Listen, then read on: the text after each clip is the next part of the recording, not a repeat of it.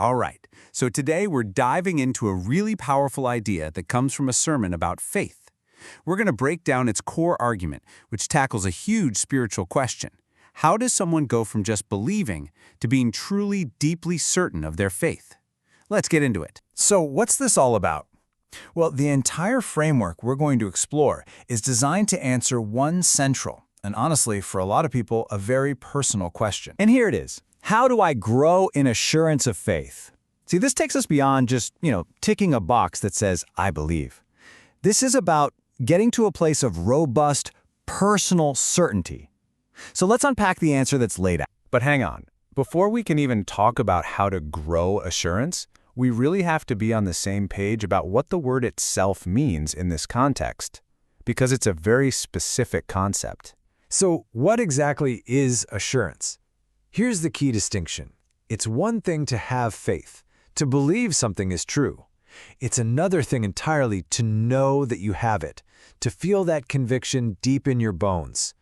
Assurance is that confident knowledge, a personal certainty that you are forgiven, accepted, and loved by God that goes way past just head knowledge. And I love the imagery used to describe this. It's so powerful. Assurance isn't seen as something passive or static. No, it's dynamic. It's like a sailboat with its sails full, catching a strong wind, loaded with cargo, moving forward with power and purpose. That's the feeling it's meant to capture. Okay, so where does this powerful feeling come from?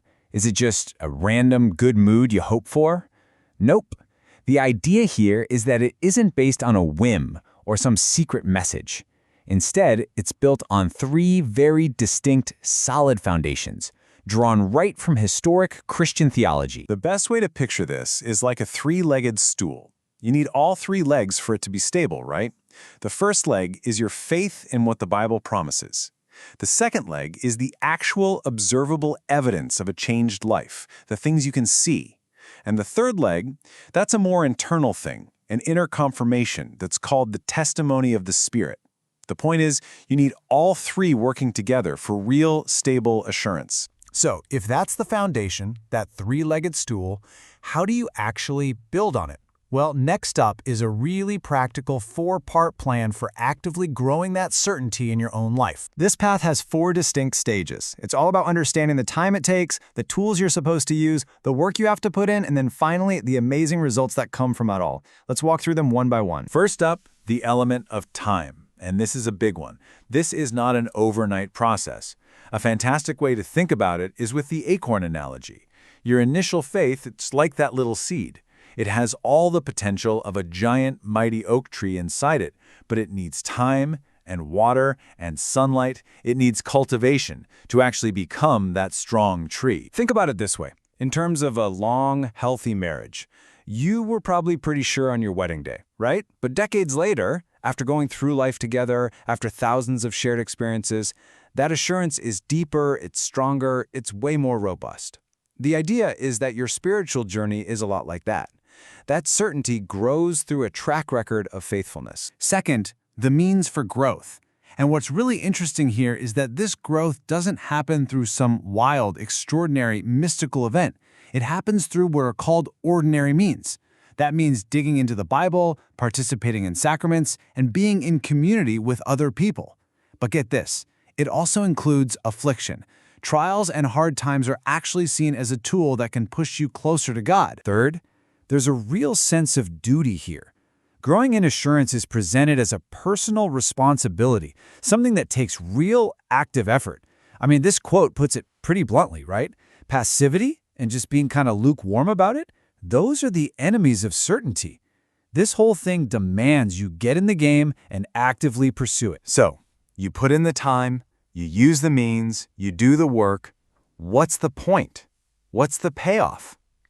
Well, if you go on this journey and cultivate this certainty, the sermon outlines some really tangible outcomes, or fruits, that are supposed to show up in your life.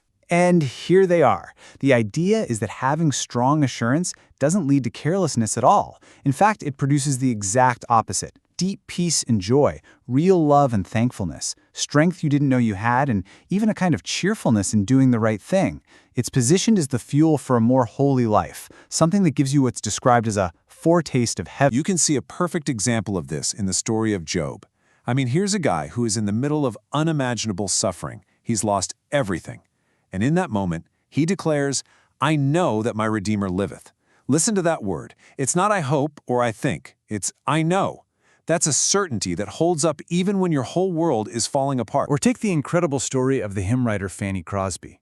At just 8 years old, a medical accident left her blind for life. And at 8, she writes these words. This kind of deep, lifelong assurance is presented as the source of a contentment so profound that it just defied her circumstances. It's what fueled her to write timeless hymns like Blessed Assurance. And this idea of assurance giving you courage, even in the face of death, is captured in this unbelievable story from the sinking of the steamship Austria back in 1858. The ship is going down, there's no escape. And a group of 5 men reportedly spent their last moments together, not in terror, but encouraging each other, joining hands, and facing the end with a confident peace. And this all culminates in these reported last words from a theologian in the 1600s named Samuel Rutherford. Think about this. His final wish wasn't for his own comfort. It was for everyone else to know the same deep peace and assurance that he felt in that moment. That's the ultimate testimony, isn't it? A life of cultivated assurance is a life that ends in peace. And that really brings us back to this central theme of this whole explainer. The big idea is that assurance isn't some mysterious gift that you just hope falls out of the sky. It's a cultivated certainty, something you build on a solid foundation through diligent effort. Which leaves us all with a final question to think about. What does a life that's built on that kind of robust, unshakable foundation actually look like? That's all for this explainer. Thanks for watching.